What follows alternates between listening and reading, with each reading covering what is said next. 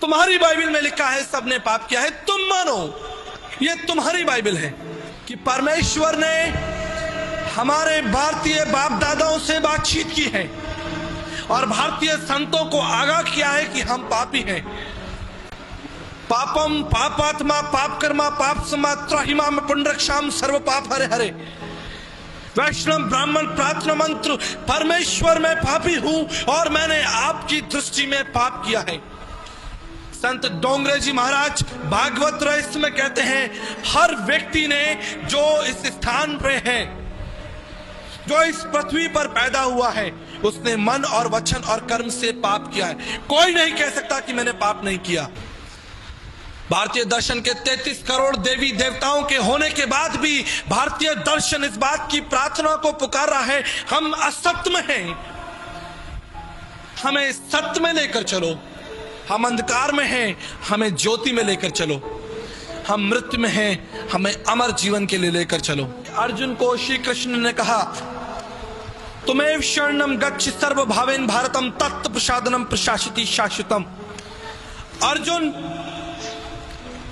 तुम उस परमेश्वर के पास जाओ जो तुम्हारे पापों को क्षमा करेगा। तुम्हारे पाप कौन क्षमा करेगा?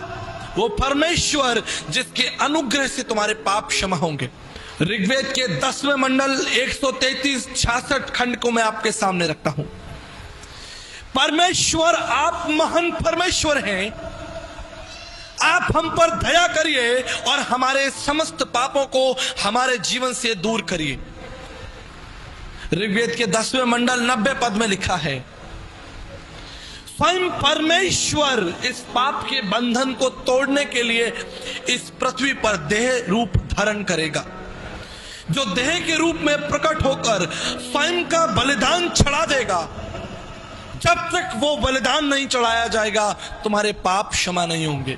उस परमेश्वर की मांत्रिक उपनिषद, उस परमेश्वर के अनुग्रह से ही तुमको पाप से क्षमा मिलेगी, दूसरा कोई रास्ता नहीं है। ना योगेन सांख्यन कर्मणा ना विद्याया ब्रह्मकित मोक्ष वे विद्यते सिद्धाय नान्यथा। विवेक चूड़ामणि 56 में लिखा है, उस पाप के बंधन के लिए माला फेरने से कोई लाभ नहीं होगा। उस पाप के बंधन को तोड़ने के लिए चढ़ावा चढ़ाने से कोई लाभ नहीं होगा। उस पाप के बंधन को तोड़ने के लिए तीर्थ स्थानों पर घूमने से कोई लाभ नहीं होगा। ऊंचे पहाड़ों पर चढ़ने से कोई लाभ नहीं होगा। नदियों में स्नान करने से कोई लाभ नहीं होगा। न योगेन न सांख्यन कर्मणा न विद्याया, तुम्हारे धर्म के कामों से भी कोई लाभ नहीं होगा, क्योंकि मनुष्य स्वयं अपने पाप के बंधन को नहीं तोड़ सकता। अगर स्वयं मनुष्य अपने पाप के बंधन को तोड़ सकता तो परमेश्वर को मनुष्य रूप धारण कर इस पृथ्वी पर भयंकर मौत को सहने की कोई आवश्यकता नहीं होती। किनभने परमेश्वरले संसारलाई यस्तो प्रेम गर्नुभयो कि उहाँले आफ्नो एकमात्र पुत्र दिनुभयो, ताकि उहाँमाथि विश्वास गर्ने कोही पनि नाश नहोस्, तर त्यसले अनन्त जीवन पाओस्। किनकि परमेश्वरले संसारलाई दोषी ठहराउन भनी पुत्रलाई संसारमा पठाउनु भएन, तर संसार उहाँद्वारा बाँचोस् भनेर पठाउनु भयो।